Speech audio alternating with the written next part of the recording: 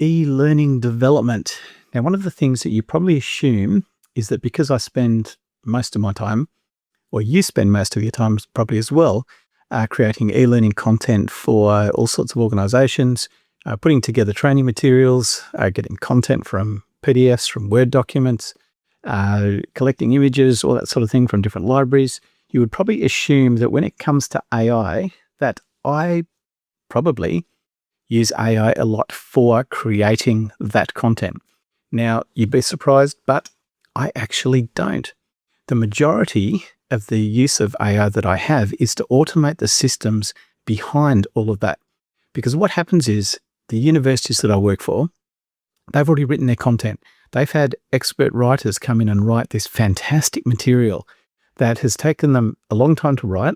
They've been very focused about it. They're making sure it covers all of the criteria for their learning outcomes. They're making sure that their assessment tasks, their quizzes, everything all sort of maps in together and matches. And then their final mapping document brings all of that together.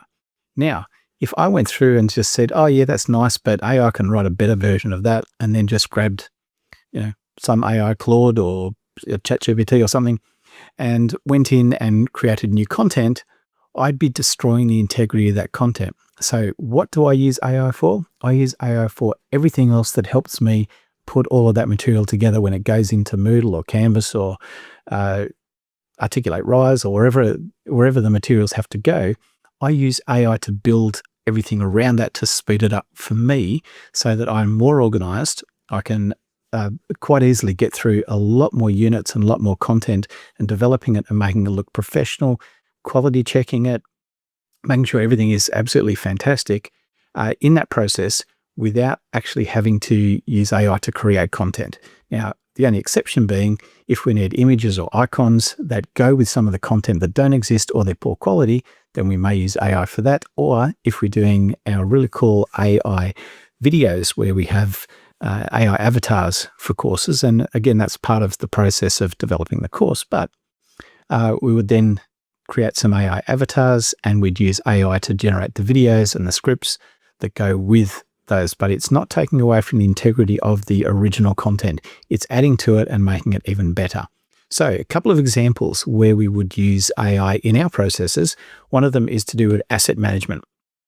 So we may get, for a course, a couple of hundred images, and the quality of those images could be quite different. The size of the images is different, and often the file names of all those images are all over the place. So using AI, we wrote a script, and that script will go through the whole folder of images that they've created or that we've got from the client, grab all of those images, and it will rename all the images so that one, we have the unit code in there. It will rename the images by looking at the images and describing what the image is in the file name. So that way it's easy for us to find. Also make sure that the images are all of the same type. If we need them all as JPEG, then they'll all be JPEG or PNG. We can also automate them, making the backgrounds of the images transparent. And then in the same process, we can also have usually multiple sizes. So we may require 1400 by whatever size width images, and then another set of 600 if we're going to use smaller images in the content. And that way it automatically or pre-optimizes our content or our images ready for us to use. Now, previously we used to do that manually, and it would take hours and hours of going through the images, checking them, resizing, saving them, editing the file names, making up the new file names. AI has improved that process for us a million times. It's saved us so much time because it does it all for us. Then we can go back through and just check that there isn't anything that's incorrect or that we need to change.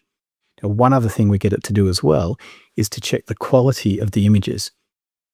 Quality meaning not if they're appropriate images for what we're using them for, but if they're really grainy or if there's text in them and it's really barely possible to read the text, it's just difficult, then again, we'll use AI to go through and just grab all of those images, drop them in another folder and say, you need to look at all of these because they're very low quality.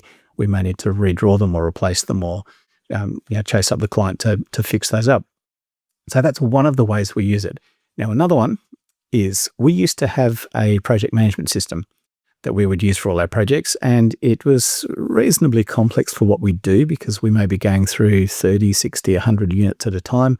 with hundreds of assets in each unit and lots of pages of content that we need to work on, plus assessments as well. And so we were using a product, I won't mention which one it is, to manage our projects, but using AI, I went through the whole process of building our own project management system, and it sort of does the job. So this is a bit of a look at what it is for you, just to give you an idea. But it allows us to now create or manage. We have a whiteboard where we store all of our projects of what's happening and who's doing what on the team. And then I'm just showing you an example here, so I don't show you any of our clients' work, but this is where we normally would have our units that we're developing for a client. But in here, I've just got some other tasks and things that we're doing. It shows you where the progress is and what they're up to.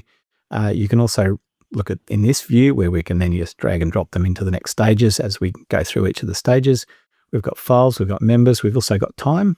So in time, we can manage for this project how much time has actually been spent on each part of the project by each of our staff. So we went down the process of getting that created purely by using AI to do that and then just letting that iterate. Now, this has taken months. It hasn't been just to, do it in a day and it's all done. It's happened over time, and we've slowly built it up to do exactly what we want. Now, two things. One is it saved us some money, obviously, on having to have a commercial product. But it now means that anytime we need something done just for us, we can just go, oh, cool, let's go and put that into our project management system, and it'll work just for us. So it's very, very specific, but it's fantastic that we're able to actually use it. So that was another way that we've used it. Another way that we've also incorporated AI in is the checking part of checking the actual websites to see, or the courses, to see that they are accessible. And I'll give you a little bit of a look at that and what that looks like. So we created a small plugin that's sort of our WCAG checker, I call it.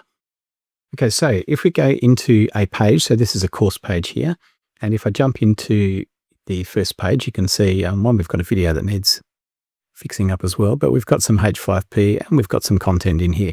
And you'll notice our checker over here, which is dynamically checking this page, is showing us that there is no level A issues. If we go to level A plus AA, which is 2, we can scan that page and there's no issues in there, which is fantastic. If we jump to the next page, you'll see here we've got 0 errors, which is great, but we've got a warning. And the warning is telling us that these headings are in the wrong place.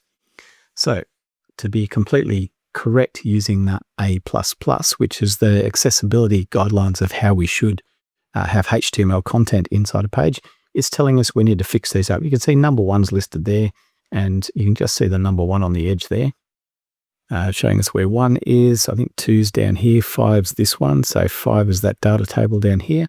It's telling us there's no header cells, which are things we should put in there to fix them up. So that's just a few of an example of some of the errors that can come up.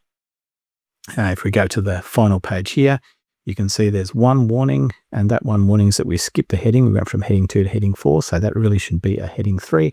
That's just part of the process. But the point is, we've got AI to write this for us so it can scan our pages and we know that we're in control of it. So we're not, it's not some other subscription we had to worry about. It's just something we did to make sure that we are checking the quality of the content that we're delivering when we deliver those out for our clients. So that's just one of the many, many things you can use, or you can use with AI to try and help you improve the process without actually taking away from the quality of the content that someone else has already created for you. So again, so many different options, so many things you can do, which is it really is worth looking into. So if you're not sure about vibe coding, or you think that'd be really cool to learn how to do some of that, definitely have a chat with me. I'd love to catch up with you and discuss any of your ideas, because again, it's a lot of fun and really, really interesting to see how you can improve your work and your business. And it's exactly what we did. So another good example is we had a major project where someone came in and said, we've got 2 months to complete, I think there was 30 units of content. It was a big job. They gave us 2 months. We completed all of it in 1 month. So we had another month of being able to go through with them and review everything, make all the changes, fix everything up. So, and that really was only possible because we're using AI to help us with the processes and systems behind that to make it faster, easier, and give us more control over what we're doing. So hopefully that's been helpful to you, but please make some comments. Let me know what you're up to, what you've been doing, or what ideas you have. Very, very happy to have a chat about it. I'll talk to you soon.